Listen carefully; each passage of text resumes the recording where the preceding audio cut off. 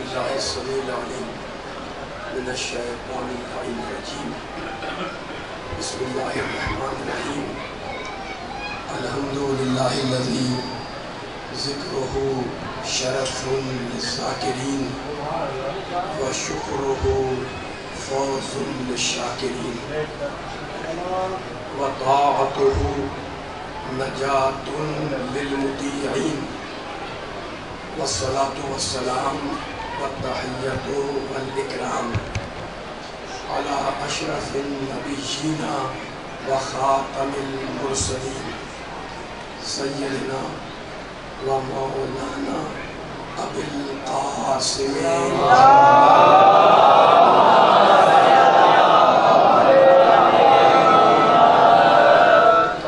وأهل بيته الطيبين الطاهرين المعصومين المظلومين اما بعد فقد قال الله سبحانه وتعالى في محكم كتابه المبين بسم الله الرحمن الرحيم افمن يهدي الى الحق احق ان يتبع امن لا يهدي الا ان يهدى فما لكم كيف تحكمون صلوات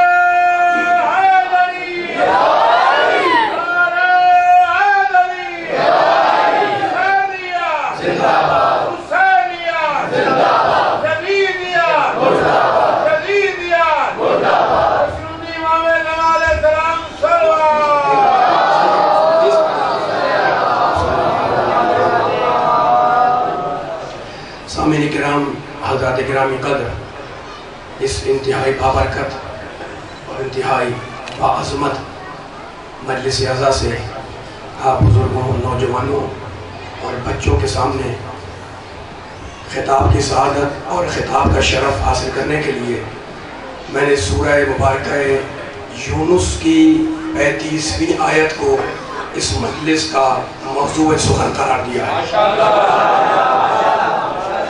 رب کائنات، پروردگار عالم، خالق ارض و سما، ارحم الراحمین، اکرم الاکرمین، اجود الاجودین، ابصر الناظرین، اسمع السامعین، انسانوں سے پوچھ رہا ہے کہ انسانوں یہ بتلاؤ کہ جو حق کا راستہ دکھا رہا ہے اس کی پیروی کی جائے یا امن لا یہدی الا ان یہدی، یا اس کی پیروی کرو گے جو بغیر ہدایت کے راستے پر نہیں آ سکتا۔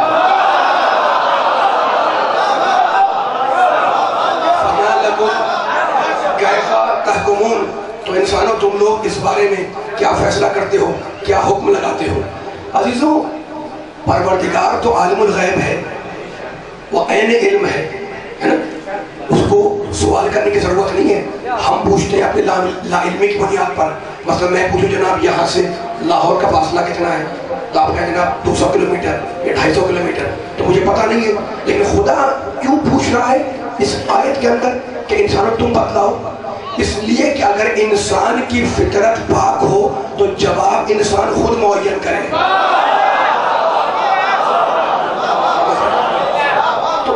اس آیت مبارکہ کے اندر رب کائنات نے بڑی شان سے، بڑے خضوع و احتشام سے، بڑے عظمت کے ساتھ ہدایت کا ذکر کیا کہ ایک وہ ہے جو حق کا راستہ دکھاتا ہے، دوسرا وہ ہے جو ہدایت کا محتاج ہے۔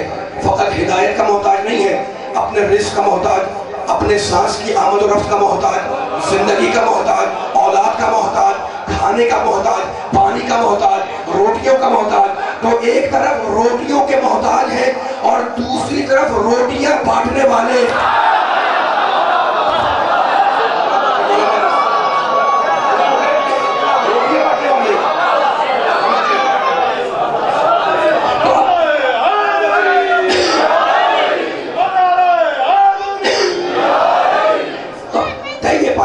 ہمیں اور آپ کو حق کا راستہ دکھائے، ہم اس کے نقش قدم پر چلیں، ہم اس کی پیروی کریں، ہم اس کا اتباع کریں، ہم اس کے نقش قدم پر چلیں۔ دیکھو سورہ مبارکہ حل اتی میں اللہ نے جو ہمارا خالق ہے ارشاد فرمایا حل اتی علی الانسان حین من الدہر لم یکن شیئا مذکورا، انسان پر ایک زمانہ ایسا گزرا جب کہ وہ انسان کوئی قابل ذکر شے نہیں تھا۔ انا خلقنا الانسان من نطفۃ امشاج نبتلی، پھر ہم نے انسان کو مادہ تخلیق سے پیدا کیا۔ کیوں پیدا کیا؟ نبتلی ہے تاکہ ہم دنیا میں انسان کا امتحان دیں۔ امتحان ہو نہیں سکتا جب تک کہ ہدایت نہ ہو، اور ہدایت آ نہیں سکتی جب تک کہ ہادی نہ ہو۔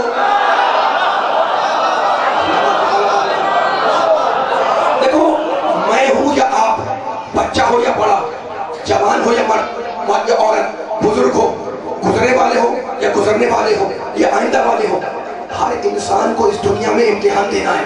میں نہیں بول رہا ہوں، اللہ بول رہا ہے۔ کہاں بول رہا ہے؟ سورہ دہر کے اندر ہم نے تمہیں پیدا کیا کہ دنیا میں تمہارا امتحان لیں۔ اب ایک جملہ کہہ رہا ہوں، ہر انسان اس دنیا میں مسافر ہے، ہر انسان سفر میں ہے نا۔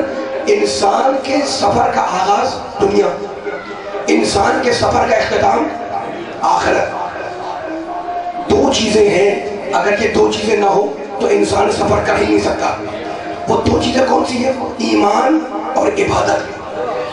جب تک یہ مسافر کو سفر کرنے کے لیے زیادہ راہ چاہیے نا، تو اس دنیا سے اس دنیا تک جانے کے لیے اللہ نے دو چیزیں دی، ایک ایمان ایک عبادت، ٹھیک ہے؟ یہ دونوں چیزیں ہوں گی تو انسان سفر کرے گا دنیا سے آخر کی طرف۔ اب میرا ساتھ یہ ذرا سے باریک بات ہے لیکن میں کوئی پیغام دینا چاہ رہا ہوں۔ دیکھو سارے ایمان کا مخاطب انسان، سارے اعمال کا مخاطب انسان، نماز پڑھے کون؟ انسان، روزہ رکھے کون؟ انسان، حج کون کرے؟ انسان۔ یا ایھا الذین آمنوا، اے ایمان لانے والوں، کون؟ انسان۔ تو آپ نے دیکھا کہ اللہ نے قرآن میں سارے اعمال کا خطاب کیا انسان سے، سارے ایمان کا خطاب کیا انسان سے، نماز کا خطاب انسان، روزے کا خطاب انسان، حج کا خطاب انسان۔ جانور کتنا خوش نصیب ہے کہ اسے نہ نماز پڑھنی ہے نہ روزہ رکھنا ہے۔ عجیب بات ہے نا، جانور کتنا خوش نصیب ہے کہ اسے نہ نماز پڑھنی ہے نہ روزہ رکھنا ہے نہ حج کی پریشان ہے۔ سارا ایمان کا خطاب انسان سے، سارا لوڈ ہے انسان پر۔ تو آخر بات کیا ہے کہ سارے ایمانوں کا مخاطب انسان، سارے اعمال کا مخاطب انسان۔ آپ قرآن کھولتے وہ خطاب ہے انسان سے، اس میں فراز کیا ہے؟ جانور سے اللہ نہیں کہتا۔ تو جملہ کہنا چاہ رہا ہوں، دیکھو ہمارا پیدا کرنے والا بھی اللہ، جانور پیدا کرنے والا بھی اللہ۔ اللہ نے جانور کو ایک مخصوص فطرت پر اور ایک مخصوص جبلت پر پیدا کیا ہے۔ اب آپ نے کہا جناب اس سے مراد کیا ہے؟ میں مثال دے رہا ہوں تاکہ بیان آگے بڑھ جائے۔ اور یہ مثالیں اس لیے دے رہا ہوں کہ مجھے کچھ آیتیں پڑھنی ہیں اور جا کے مسلمان بیٹھے ہوئے قرآن کھولے اور آیتیں میں نکالے، لیکن پہلے مثال دے دوں میں۔ کبوتر جانور ہے، کبوتر اللہ نے پیدا کیا، کبوتر ایک جانور ہے، پالتے بھی ہے، ویسے جانور بھی ہوتا ہے اور پالتے بھی اسے۔ کبوتر اپنی غذا میں کبھی گوشت نہیں کھاتا، یہ اس کی جبلت ہے۔ اور عقاب کبھی اپنی غذا میں دانا نہیں کھاتا، یہ اس کی جبلت ہے۔ سمجھ میں آگئی نا بات؟ کبوتر اپنی غذا میں گوشت نہیں کھا رہا، دانا کھاتا ہے، اور اس کے بالکل برعکس عقاب دانا نہیں کھاتا، وہ گوشت کھاتا ہے، یہ اس کی جبلت ہے۔ مثال کو آگے لے جائیں، گھوڑا اپنی غذا میں کبھی جانور کا گوشت نہیں کھاتا، اور اس کے برعکس شیر کبھی گھاس نہیں کھاتا۔ تو جس کو جس شریعت پر لگا دیا وہ اس پر قائم ہے۔ توجہ فرمائے، جانوروں میں جس کو جس جبلت پر، جس شریعت پر، جس قانون پر، جس آئین پر اللہ نے، میرے رب نے لگا دیا، وہ اس پر چل رہا ہے۔ جو دانا کھانے والا وہ دانا کھا رہا ہے، جو گھاس کھانے والا وہ گھاس کھا رہا ہے، جو گوشت والا وہ گوشت خور ہے نا۔ تو جس طریقے سے بڑی اہم گفتگو ہے جو آپ سے کرنے کے لیے حاضر ہوا ہوں، جس طرح جانور کے لیے جبلت ہے ویسے ہی ہم اور آپ انسانوں کے لیے اللہ نے فطرت رکھی۔ سورہ روم میں کہتا ہے ہمارے لیے فطرت ہے، جانور کے لیے جبلت ہے۔ سورہ روم میں کہتا ہے فطرت اللہ التی فطر الناس علیہا، اللہ کہہ رہا ہے ہم نے پوری انسانیت کو اپنی بنائی ہوئی فطرت پر پیدا کیا. اللہ کہتا ہے ہم نے تمہیں پیدا کیا اپنی بنائی ہوئی فطرت پر. یعنی اللہ کی مشیت یہ ہے کہ انسان جب دنیا میں آئے تو ایک مخصوص فطرت لے کر آئے. توجہ آخری آدمی تک. اللہ کی مشیت یہ ہے, اللہ چاہتا یہ ہے کہ انسان جب دنیا میں آئے تو ایک خاص فطرت لے کر آئے, ایک مخصوص فطرت لے کر آئے. یعنی عجیب بات یہ ہے عزیزوں, عجیب بات یہ ہے اللہ والوں, کہ جتنے بھی بچے انسان کے دنیا میں آئے وہ ایک مخصوص فطرت لے کر آئے. جتنے بھی بچے انسان کے آئے وہ ایک مخصوص فطرت پر آئے. جتنے بچے آئے وہ بے گناہ آئے, بے عیب آئے, معصوم آئے. کوئی بچہ گناہگار نہیں آیا. گناہ بعد میں کرتا ہے, بھیجا پہلے جاتا ہے. تو اللہ نے تخلیق میں یہ اصول رکھ کر بتلا دیا کہ میری طرف سے جو بھی آئے گا معصوم بن کر آئے گا.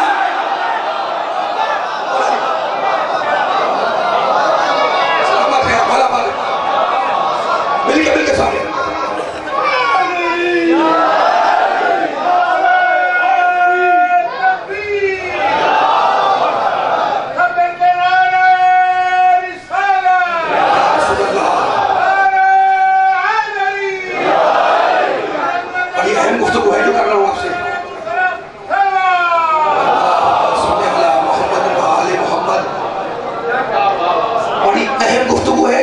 مثالوں کے ذریعے آپ کے سامنے ابھی تک بیان کر دی, لیکن اب اس سے بڑے جملے آئیں گے انشاءاللہ, اس سے بڑے نتیجے نکالنے ہیں ہمیں مل کر انشاءاللہ. اور پھر قرآن کی آیتوں کی طرف جانا ہے اور رب کائنات کے نازل کیے ہوئے قرآن سے پوچھنا ہے کہ قرآن مجید کا فیصلہ کیا ہے. ذرا پھر میرے ساتھ آ جائیں. اللہ کہتا ہے کہ ہم نے پوری انسانیت کو اپنی بنائی ہوئی فطرت پہ پیدا کیا ہے. ٹھیک ہے نا. اچھا آپ کہتے ہیں جناب بچہ معصوم ہے, کوئی غلطی کر دے کہتے ہیں یار چھوڑ دو اس کو, بچہ معصوم ہے. معصوم ہونے کے دو معنی ہیں. ایک تو ہے اصل معصوم جس پر امام ہے, میں اس کی بات نہیں کر رہا. ایک ہے عصمت, عصمت حقیقی جس پر میرے امام ہیں, میرے نبی ہیں, میرے رسول ہیں, وہ ہے عصمت حقیقی. اصلی معصوم کون ہے؟ امام, نبی, رسول. میں اس کی بات نہیں کر رہا. بچہ جب ماں کے پیٹ سے دنیا میں آتا ہے تو اسے کہتے ہیں عصمت مجازی, مجازی معصوم ہے نا. آپ نے کہا بچہ معصوم ہے, آپ چھوڑ دو اس کو, کچھ مت کرو. اب میں پوچھ رہا ہوں سارے مجمع سے, خدا آباد رکھے سب کو, بچوں کو, نوجوانوں کو, بزرگوں کو, آپ کہہ رہے ہیں بچہ معصوم ہے. آپ نے کہا جی. میں نے کہا جناب میں نے مان لیا کہ بچہ معصوم ہے, مجازی صحیح لیکن معصوم ہے, بے خطا ہے, بے گناہ ہے. ٹھیک ہے نا. آپ نے کہا بالکل بے گناہ ہے. میں نے کہا جناب اب کوئی سوال کر دے کر کھڑا ہو کر کہ آپ کہہ رہے ہیں بچہ معصوم ہے, بے گناہ ہے. آپ نے کہا بالکل ایسے ہی بے گناہ, پیدا ہوا بے گناہ. آپ نے کہا نہیں پیدا ہوا تو بے گناہ تھا, لیکن اب سوال یہ ہے کہ جب یہ بڑا ہوا تو اس کی زندگی میں اتنے گناہ کہاں سے آئے؟ جب بچہ بڑا ہوا تو اس کی بہت اہم لاجیکل اور بڑا فلسفیانہ اور منطقانہ میرا بیان ہے آج کی مجلس کا, ماموں کا جل کے سننے والوں سے تاکہ پیغام ہدیہ ہو جائے. اب جب بچہ بڑا ہوا تو اس میں اتنی جرم کیسے آ گئے, اتنے جرائم کیسے آ گئے, اتنے گناہ کیسے آ گئے, اتنے عیب کیسے آ گئے, اتنی سرکشی, اتنی بدعمالیاں, اتنی بے ایمانیاں, اتنی بغاوتیں, یہ اس کے کردار میں آئی کہاں سے؟ آپ کہہ رہے ہیں بچہ معصوم ہے, میں نے بھی کہا بچہ معصوم ہے, تو یہ بڑے ہو کر اتنی زندگی میں اس کے یہ گناہ کہاں سے آئے؟ یہ سوال اگر سمجھ لیا تو اب اس کا جواب دوں گا میں, اور بڑا تاریخی جواب ہوگا. کوئی بھی اس کے پوچھے جناب بچہ معصوم ہے, اس کی زندگی میں گناہ کہاں سے آئے, ہے نا. اب اس سوال کا جواب تلاش کرنا ہے. تو دیکھو بچہ پیدا ہوا ہے اللہ کی بنائی ہوئی فطرت پر. اگر صرف فطرت ہوتی, تنہا فطرت ہوتی, بڑی اہم بات ہے, تو انسان ناک کی سیدھ میں چلتا ہوا قیامت تک جنت تک پہنچ جاتا. صرف فطرت ہے اس کا مطلب ہے گناہ ہے ہی نہیں. جب گناہ نہیں ہے تو یہاں سے انسان ڈائریکٹ چھلانگ لگا دے جنت کے اندر. لیکن مسئلہ یہ ہے کہ صرف فطرت نہیں ہے, کوئی اور چیز ہے, اور اس اور کون سی چیز ہے اس کو تلاش کرنا ہے. میں ایک مثال دے دوں تاکہ وہ چیز سمجھ میں آ جائے کہ یہ گناہ انسان میں آ کہاں سے رہے. باہر کھڑے ہوئے کوئی صاحب پتھر اٹھا کر آسمان کی طرف پھینکے, پتھر اوپر جائے گا نا. کب تک جائے گا؟ جب تک آپ کے ہاتھ کی فورس ہے, اور جب ہاتھ کی طاقت ختم ہو جائے گی پتھر نیچے آ جائے گا. تو یہ پتھر نیچے کیوں آیا؟ سائنسدانوں نے اس کے دو سبب لکھے کہ جانے میں ہوا روک رہی تھی اور زمین کی کشش اسے اپنی طرف کھینچ رہی تھی. مولا آباد رکھے, مولا آباد رکھے. بزرگوں نوجوانوں بڑا اہم پیغام ہے یہ. سائنس کا فارمولہ پڑھا ہے نا, بچے نے پتھر پھینکا یا آپ نے پھینکا, جتنی آپ کی ہاتھ کی طاقت ہے پتھر جا رہا ہے, پرواز کر رہا ہے, بلند ہو رہا ہے, اونچا جا رہا ہے. جہاں ہاتھ کی طاقت رک گئی پتھر نیچے آ گیا. تو یہ پتھر اترا کیوں؟ पत्थर उतरा क्यों, ये पत्थर नीचे क्यों आया? साइंसदानों ने कहा कि दो चीजें उससे टकरा रही थी, दो चीजें उससे टकरा रही थी। एक तो जाने में हवा उसे रोक रही है, और दूसरे जमीन की ग्रेविटी, जमीन की कशिश उसे अपनी तरफ खींच रही है। यानी साइंसदानों ने कहा कि अगर हवा की मुज़ाहिमत को निकाल दो और जमीन की कशिश को उस पत्थर से निकाल दो, तो अब जो पत्थर फेंकोगे वो चलता रहेगा। अब जो पत्थर फेंकोगे वो क़यामत तक चलता रहेगा। क्यों? इसलिए कि मुज़ाहिमत खत्म हो गई। तो बस शहीद हुआ इंसान के साथ। इंसान पैदा हुआ अल्लाह की फितरत पर, लेकिन दरमियान में आ गई मुज़ाहिमत, और वो मुज़ाहिमत थी इंसान की जरूरत। माशाल्लाह माशाल्लाह। देखो हम कितने आसानी के साथ इस मरहले तक आ गए, इस इल्मी मरहले तक हम कितनी आसानी के साथ आ गए कि पैदा हुआ इंसान फितरत पर, है ना। लेकिन मसला ये हो गया कि तन्हा फितरत नहीं थी, दरमियान में आ गई मुज़ाहिमत। उस मुज़ाहिमत ने क्या किया? मुज़ाहिमत का नाम है जरूरत। खाने की जरूरत, पीने की जरूरत। इंसान जानदार है ना, प्यास लगेगी पानी पिएगा, भूख लगेगी खाना खाएगा। तो इंसान में जरूरत भी है खाने की, पीने की, पानी की, सोने की, आराम करने की। थक जाए तो आराम कर जाए, ये सारी जरूरतें हैं ना, मफादात की अपनी जरूरतें। तो अब टकराव हुआ इंसान के अंदर जरूरत में और फितरत में। जरूरत इंसान को अपनी तरफ खींच रही है, फितरत इंसान को अपनी तरफ खींच रही है। जरूरत कहती है कि दुनिया में रुके रहो, खाओ पियो ऐश करो। फितरत कहती है कि नहीं, तारे आखिरत तक जाओ, सलामत है सलामत है। जरूरत कहती है, मैं बारीक बातें आपके सामने बात छेड़ा हुआ हूँ, हिम्मत कर यहाँ से आखिर तक ऐसा रिजल्ट देने के लिए हाजिर हुआ हूँ कि ज़माना याद रखेगा इंशाअल्लाह। मैं आपको सुना रहा हूँ, आप ज़माने को सुनाए। जरूरत में और फितरत में टकराव हुआ है, ये दोनों लड़ रहे हैं। किसके अंदर? इंसान के अंदर। जरूरत अपनी तरफ खींचे, फितरत अपनी तरफ खींचे। जरूरत कहती कि तकाज़ा ये खाओ पियो ऐश करो, मजे उड़ाओ। फितरत कहती कि नहीं, अल्लाह तक जाओ, क़यामत तक जाओ, जन्नत तक जाओ, आखिरत को याद रखो, है ना। तो दोनों में लड़ाई हो रही है, फितरत में और जरूरत में। अल्लाह ने कहा घबराओ नहीं, मैंने अक्ल को हाकिम बनाया।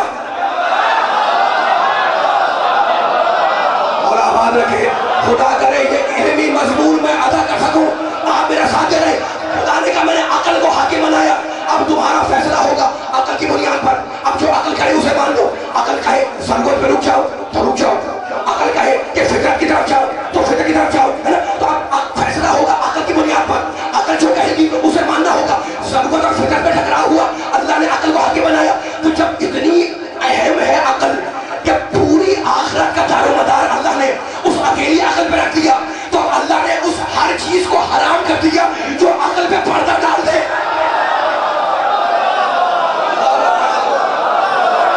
आजा मिलके सारे आजा, फैसला हो रहा है, फैसला हो रहा है, जुमले रिकॉर्ड हो रहे हैं। एक एक जुमले की रिस्पॉन्सिबिलिटी है, मैं एक एक जुमले की जिम्मेदारी ले रहा हूँ। नबी वालों, अल्लाह वालों, कुरान वालों, अल्लाह वालों, जरूरत और फितरत में टकराव हुआ, कौन हाकिम बना?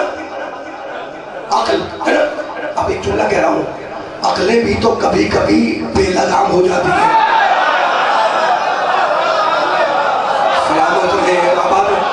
वो भी अक्लमंद है जो कह रहे हैं कि खुदा है, और वो भी अक्लमंदी का दावा करते हैं जो कहते हैं खुदा नहीं है। अब मुझे बताएं, जरूरत और फितरत में टकराव हो रहा था तो अल्लाह ने अक्ल को हाकिम बना दिया। अब अगर अक्ल बेकाबू हो जाए तो करे क्या? मालिक से पूछो, परवरदिगार तूने अक्ल को हाकिम बनाया जरूरत के ऊपर।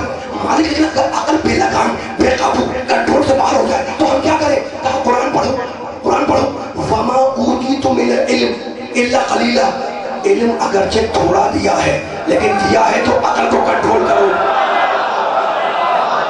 अल्लाह अक्बर। इल्म हमने तुम्हें कम दिया है, कलील दिया है, लेकिन दिया है तो अक्ल को अपनी कंट्रोल करो। इस मरहले में मेरी तकरीर जा रही है, आपकी इल्मी समातें मेरा साथ दे रही है। अब मुझे पूरी तकरीर का खुलासा करने दे। जरूरत में और फितरत में टकराव हो जाए, कौन हाकिम? अक्ल। अगर अक्ल बेलगाम हो जाए, बेकाबू हो जाए, कंट्रोल से बाहर हो जाए, मालिक क्या करे? कहा वमा ऊतीतु मिनल इल्म इल्ला कलीला। इल्म कलील दिया है, लेकिन दिया है तो अक्ल को काबू में रखो, अक्ल को कंट्रोल में रखो, है ना। तो जरूरत पे हाकिम बने अक्ल, अक्ल पे हाकिम बने इल्म। मालिक अगर इल्म सरकश हो जाए तो क्या करे? मालिक पूरी आखिरी आदमी तक, मालिक अगर इल्म सरकश हो जाए तो क्या करे? आज लोग पढ़े लिखे लोग हैं, लेकिन इल्म सरकशी किए हुआ है ना।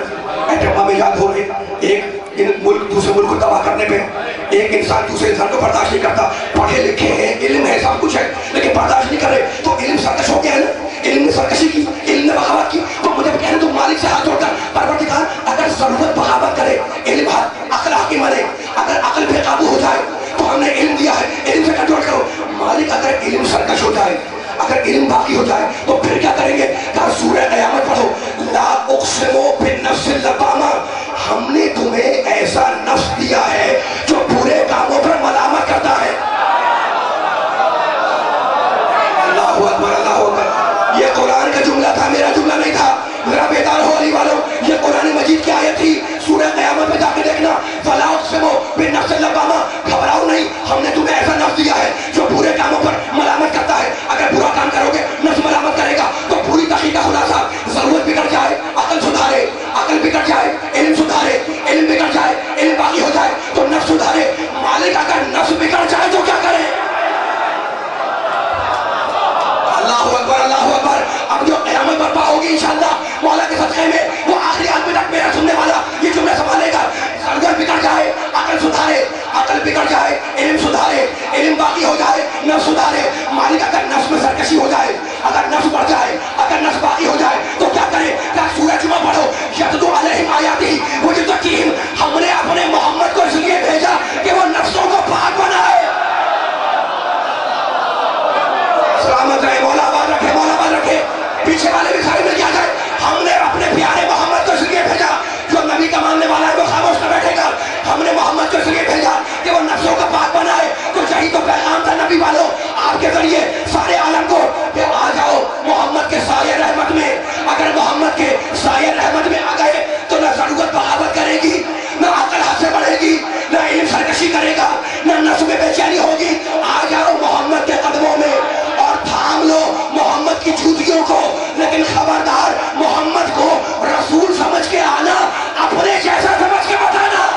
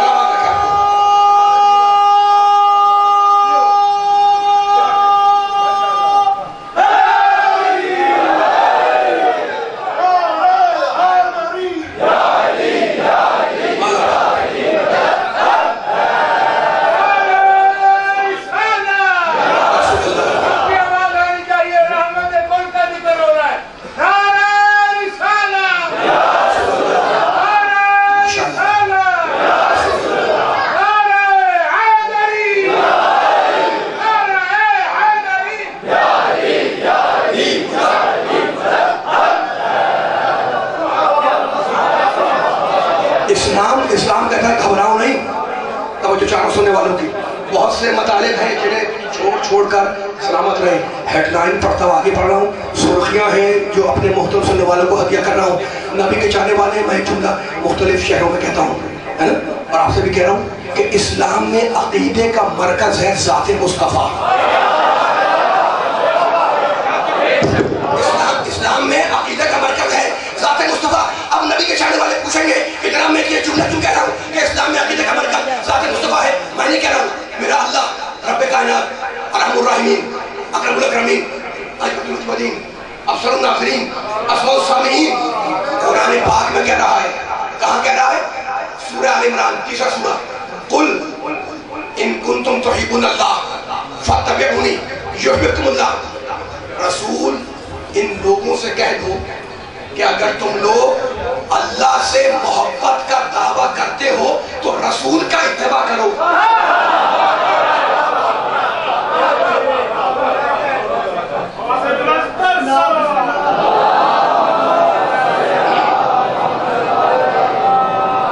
اس نے بھی بلند سروات پڑھے محمد علیہ وسلم.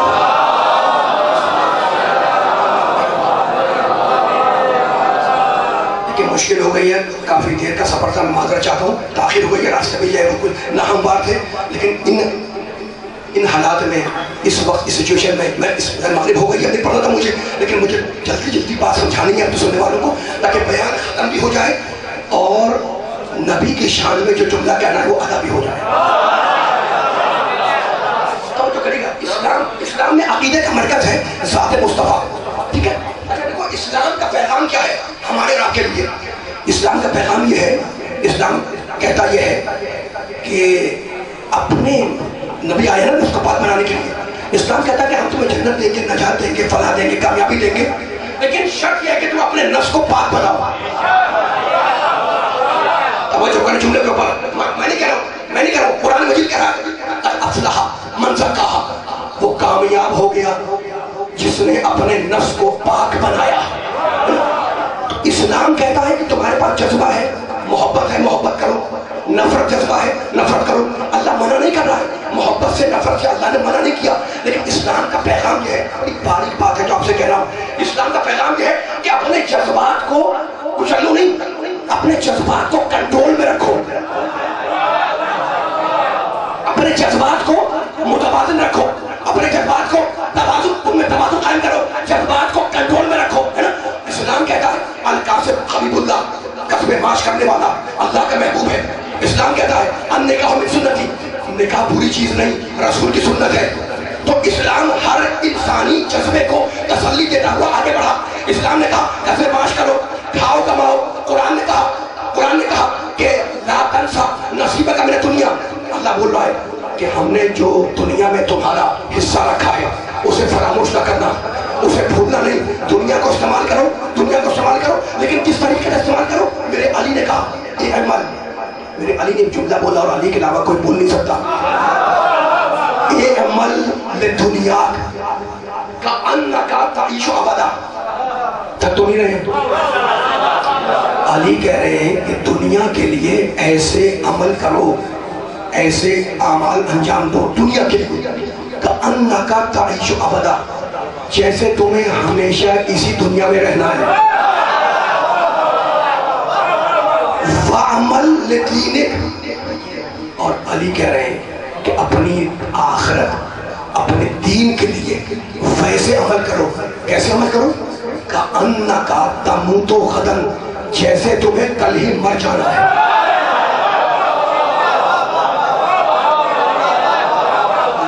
اللہ اکبر. کیا کمال کا جملہ ہے. میرے علی کے علاوہ یہ جملہ کوئی بول نہیں سکتا, ہے نا. علی نے کیا کہا, دنیا کے لیے ایسے عمل کرو جیسے کہ ہمیشہ رہو گے, ابدالآباد رہو گے. دین کے لیے ایسے عمل کرو جیسے تمہیں کل ہی مر جانا ہے. علی والوں, علی کے علاوہ جو جملہ کوئی بول نہیں سکتا, اس لیے کہ یہ جملہ وہی بول سکتا ہے جس کی دونوں ہتھیلیوں پر دنیا اور آخرت ہو.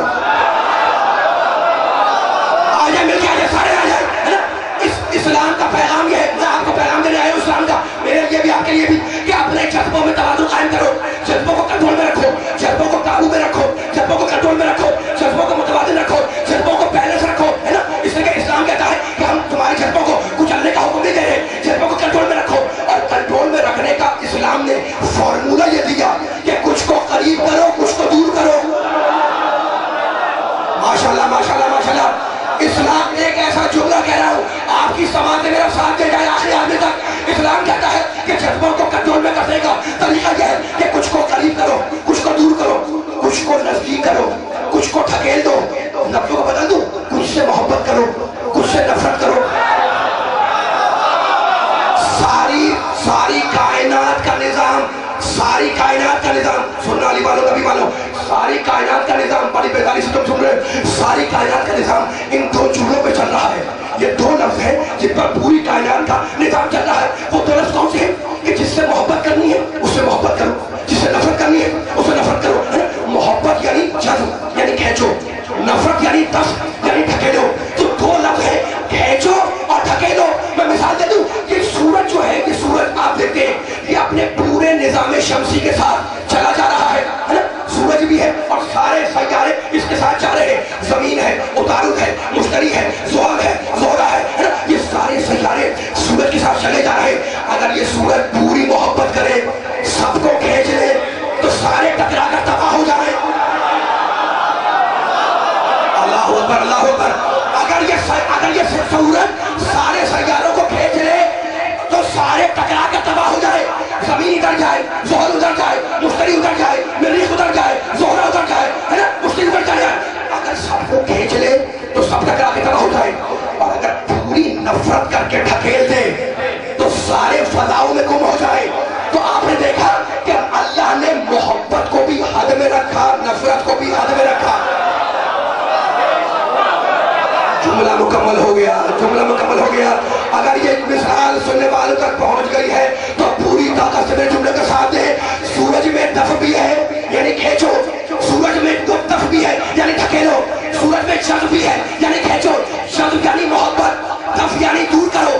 سورج میں نفرت بھی ہے, سورج محبت بھی ہے, سورج کھینچتا بھی ہے, سورج دور بھی کرتا ہے. میں مالک سے ہاتھ جوڑ کے پوچھوں کہ پروردگار سورج کی حد تک تو تیری دی ہوئی طاقت ہے, وہ کھینچتا بھی ہے اور دور بھی کرتا ہے. مالک ہم کیا کریں, ہم تیرے بندے ہیں. کہنے لگا کردار محمد پر نظر رکھو, جسے کاندھے پر اٹھائے اسے سینے سے لگاؤ, جسے گھر سے نکالے اسے نکالو.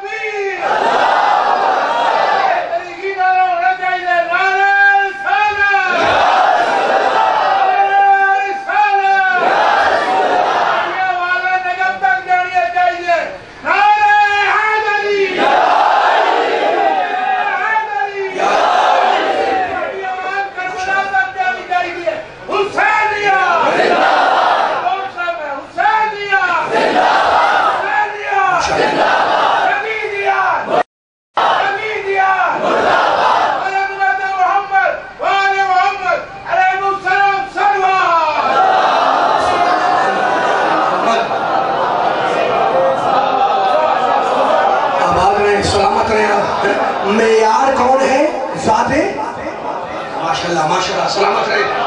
میرا نبی خاتم النبیین بھی ہے, میرا محمد خاتم المرسلین بھی ہے, وہ آخری رسول بھی ہے, وہ آخری نبی بھی ہے نا, وہ کائنات کا سب سے بڑا امام بھی ہے, وہ کائنات کا سب سے بڑا نبی ہے, وہ فخر انبیاء ہے, وہ فخر آدم ہے. اگر تھکے نہ ہو تو جملہ کروں.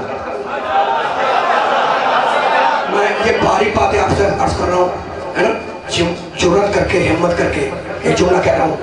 جو نسبت ہر امت کو, جو نسبت ہر امت کو اپنے اپنے انبیاء سے ہے, وہی نسبت سارے انبیاء کو خاتم الانبیاء سے ہے.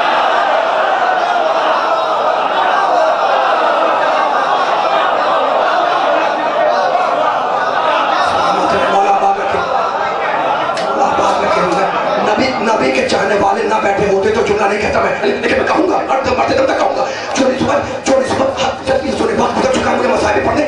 جو نسبت ہر امت کو اپنے اپنے انبیاء سے, وہی نسبت, وہی منصوبیت, وہی نسبت ہر انبیاء کو خاتم الانبیاء سے. آپ کو حق دلیل مانگنے کا سورہ نساء جا کر ابھی گھر جا کے دیکھیں, 4 سورہ. اللہ کہتا ہے فَكَيْفَ إِذَا جِئْنَا فَكَيْفَ إِذَا جِئْنَا مِنْ كُلِّ أُمَّةٍ بِشَهِيدٍ وَجِئْنَا بِكَ عَلَىٰ هَؤُلَاءِ شَهِيدًا. وہ دن کیسا ہوگا جب ہم ہر امت سے ایک گواہ کو لائیں گے اور رسول تجھے ان سارے گواہوں پر گواہ بنائیں گے.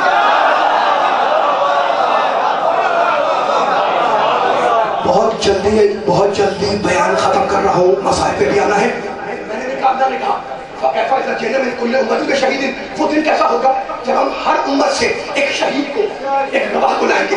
وَجِئْنَا بِكَ عَلَىٰ هَؤُلَاءِ شَهِيدًا. اور اللہ رسول سے کہہ رہا ہے, رسول تمہیں ان سارے گواہوں پر گواہ بنائیں گے. سورہ نساء 4 سورہ, اور اب سورہ نحل 16 سورہ. جا کے آئے چیک کریں. وَيَوْمَ نَبْعَثُ فِي كُلِّ أُمَّةٍ شَهِيدًا عَلَيْهِمْ مِنْ أَنفُسِهِمْ وَجِئْنَا بِكَ شَهِيدًا عَلَىٰ هَؤُلَاءِ. بس بیان ختم ہو رہا ہے. وہ دن ملتی ہوتی آیت ہے, وہ دن کیسا ہوگا جب ہم ہر امت سے ایک گواہ کو مبعوث کریں گے اور رسول تجھے ان سارے گواہوں پر مبعوث کریں گے. مفسر کہتا ہے کہ امت کے گواہ سے مراد اس امت کا نبی ہے. میں نہیں بول رہا ہوں, مفسر کہہ رہے ہیں کہ جو اللہ کہہ رہا ہے کہ ہم ہر امت سے ایک گواہ کو لائیں گے, تو مفسر نے لکھا اور بڑا مسئلہ حل کر دیا کہ ہر امت کے گواہ سے مراد اس امت کا نبی ہے. تو اب ترجمہ کیا ہوگا, ہم ہر امت سے اس کے نبی کو گواہ بنائیں گے اور رسول تجھے ان سارے انبیاء پر گواہ بنا کر لائیں گے۔ لفظ شہید کے معنی یہ ہے گواہ کے، لیکن لفظ شہید کی طاقت یہ ہے، سورہ نور میں دیکھیں، لفظ شہید اس گواہ کو کہتے ہیں جو واقعے کو اپنی آنکھوں سے دیکھ کے گواہی دے۔ میں پوری ذمہ داری سے بول رہا ہوں، تھکنا نہیں، میرے ساتھ دینا ہے، اگر پہلوان ہے تو میرا ساتھ دو۔ شہید اس گواہ کو کہتے ہیں جو واقعے کو اپنی آنکھوں سے دیکھ کے گواہی دے۔ اللہ نے کیا کہا؟ ہم ہر نبی کو اس کی امت کا شہید بنائیں گے اور محمد تجھے ان سارے گواہوں پر شہید بنائیں گے۔ تو پھر ماننا پڑے گا کہ آدم آئے محمد دیکھ رہا تھا، بولو علی والو، نوح آئے محمد دیکھ رہا تھا، ابراہیم آئے محمد دیکھ رہا تھا۔ نعرے لگانے آخر میں، لیکن خاموش بیٹھیں گے تو پڑھ نہیں پاؤں گا میں۔ موسیٰ آئے محمد دیکھ رہا تھا، عیسیٰ آئے محمد دیکھ رہا تھا۔ ضرورت ہے نا کہ میرا محمد سارے انبیاء سے پہلے ہو، اس لیے آیت کہہ رہی ہے کہ ہم محمد کو سارے انبیاء پر گواہ بنائیں گے۔ اسی لیے میرے نبی نے کہا کنت نبیا وآدم بین الماء والطین، میں اس وقت بھی نبی تھا کہ ابھی آدم کا پتلا آب و گل کے درمیان تھا۔ تو ضرورت ہے علی والوں، نبی والوں، کہ میرا محمد سارے انبیاء سے پہلے ہو، تاکہ جتنے بھی آئے وہ محمد کے زیر نظر رہے۔ آدم محمد کے زیر نظر، نوح محمد کے زیر نظر، ابراہیم محمد کے زیر نظر، موسیٰ محمد کے زیر نظر، عیسیٰ محمد کے زیر نظر۔ کیوں؟ اس لیے وہ ہے محمد شہید۔ ہر نبی اپنی امت پہ شہید، میرا محمد سارے انبیاء پر شہید۔ تو شہید وہ ہے جو آنکھوں سے دیکھ کے گواہی دے۔ تو ماننا پڑے گا کہ دنیا میں آنے سے پہلے میرا محمد دنیا میں تھا۔ مجھے یہ بتاؤ کہ کیا محمد نگاہوں کے سامنے تھا؟ سامنے نہیں تھا۔ جو نگاہوں کے سامنے نہ ہو اسے کہتے ہیں غائب۔ بس یہی تو فرق ہے ہم میں اور دوسروں میں، کہ پہلے محمد کی ہیبت کو سارے مسلمان مانتے ہیں اور آخری محمد کی ہیبت ہمارے علاوہ کوئی نہیں مانتا۔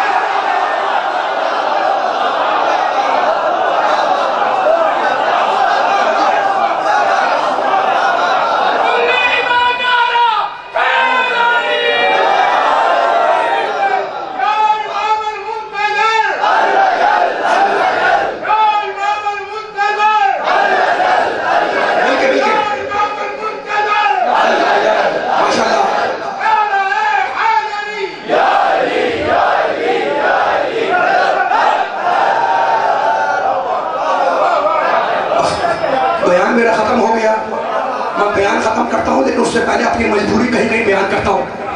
آپ تھکے تو نہیں ہیں؟ میں اپنی مجبوری بیان کر رہا ہوں، آپ سے اجازت لے رہا ہوں۔ میں وقت گزر چکا ہے، بڑے بیداری صاحب نے سنا۔ میری مجبوری یہ ہے کہ میں اگر سورہ یونس پڑھوں اس میں ذکر علی، میں سورہ حمد پڑھوں اس میں ذکر علی، میں سورہ بقرہ پڑھوں اس میں ذکر علی۔ دنیا ہم پر اعتراض کرتی ہے کہ یہ علی والے عجیب ہیں کہ جب بھی علی کا ذکر کرتے ہیں تو ہمیشہ علی کو بلند دکھاتے ہیں، اونچا دکھاتے ہیں، ہے نا؟ کہنے کہ انسان ہے علی، تو انسان ہے تو اونچا بھی ہوگا، وہ نیچا بھی ہوگا۔ یہ کیا کہ جب بھی علی کا ذکر کیا ہمیشہ اسے اونچا دکھایا، اوپر پر دکھایا، بلند دکھایا۔ تو آج میں ممبر سے کہہ رہا ہوں علی والوں سے کہ میرا علی اونچا بھی ہے، میرا علی نیچا بھی ہے۔ اگر اونچا ہو تو گوش محمد کا سوار بن جائے، اور اگر نیچا ہو تو پائے بسم اللہ کے نیچے آ جائے۔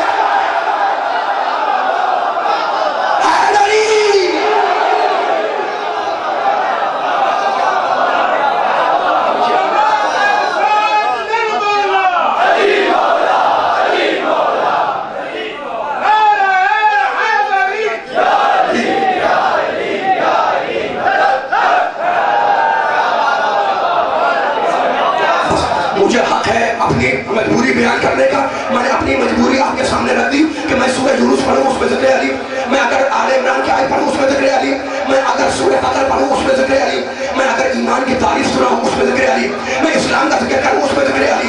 یعنی آدم کے علم میں علی، نوح کے شکر میں علی، ابراہیم کی خدمت میں علی، موسیٰ کی ہیبت میں علی، عیسیٰ کے زہد میں علی، یوسف کے جمال میں علی، محمد کے کمال میں علی، فاطمہ کا شوہر علی، حسنین کا بابا علی، فاتح بدر علی، فاتح احد علی، فاتح خندق علی، فاتح صفین علی، فاتح نہروان علی، فاتح جمل علی، قرآن کے 30 پاروں میں علی، سورہ آل عمران میں علی، سورہ نساء میں علی، سورہ مائدہ میں علی، سورہ انعام میں علی، سورہ اعراف میں علی، سورہ کوثر میں علی، آیہ بدر میں علی، آیہ ولایت میں علی، زمین پہ علی، عرش پہ علی، فرش پہ علی، قبر میں علی، ساقی کوثر علی، ساقی کوثر علی، حوض کوثر پہ علی، مجلس میں علی، محرم میں علی،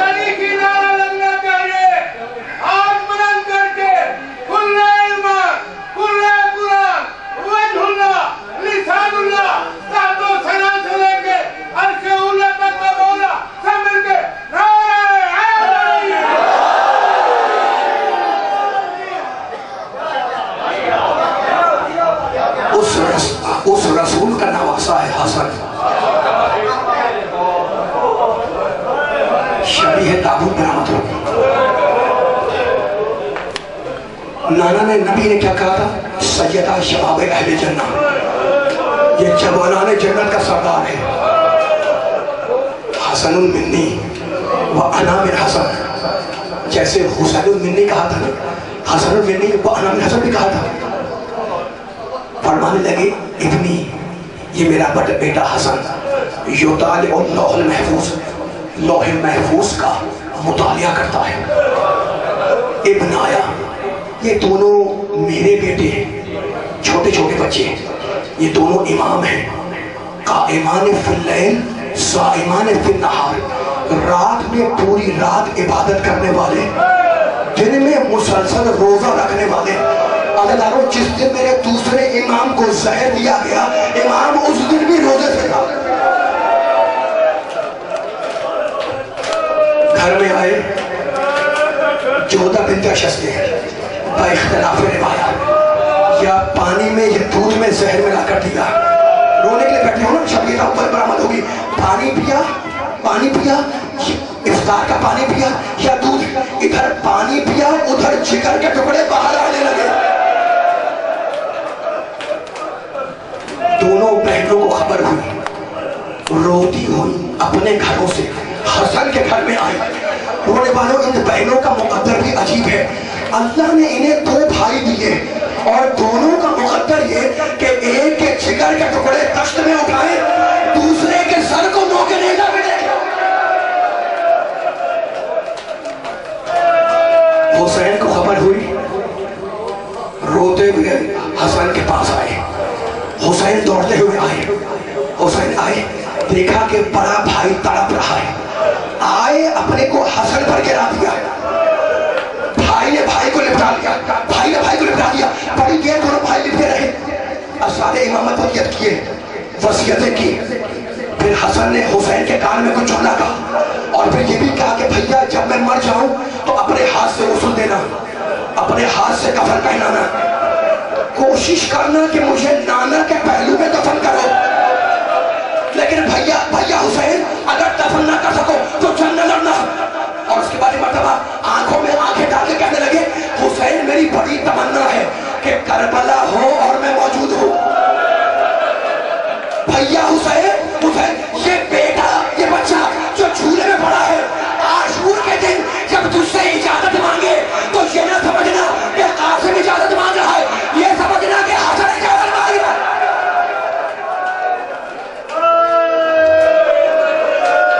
दोनों भाई लिपटे हुए।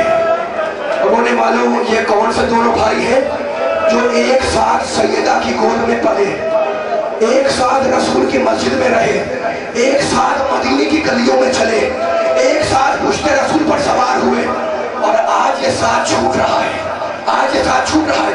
जब वसीयतें कर चुके ना, जब मतलब मौलिक ने लिखा कि पेशानी मुबारक पर पसीना आया और दोनों भाइयों की जुबान से दो जुमले निकले।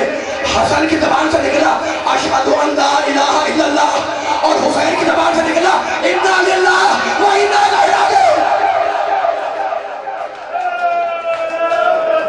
हसन दुनिया से गुजर गए, जनाजा तैयार हुआ, शोरफा बैठे मजलिस में, बूढ़े बच्चे बैठे हुए, हाथ जोड़ के तुम्हें सुनना। जनाजा तैयार हुआ, जब ले जा रहे थे ना तो बहनें दरवाजे पर आ गई, बहनें दरवाजे पर आ गई। हुसैन का जुमला मिलता है बहनों के लिए कि अपने घर के अंदर चली जाओ, दरवाजे के अंदर चली जाओ, लाए के नाना के पहलू में दफन करे। और अब फिर तारीख का जुमला, इतने तीर आए कि जनाजा तीरों में छुप गया। जब रोका जा रहा था, जब जनाजे को रोका जा रहा था ना, तो औलाद अकील भी थी, औलाद जाफर भी थी, अली की औलाद भी थी, लेकिन सबसे पहले जिसने तलवार निकाली वो कमसिन अबुल फजल। आखिरी जुमला, खुदा आपकी आवाजों को सलामत रखे। पलटे पलटे, जनाजे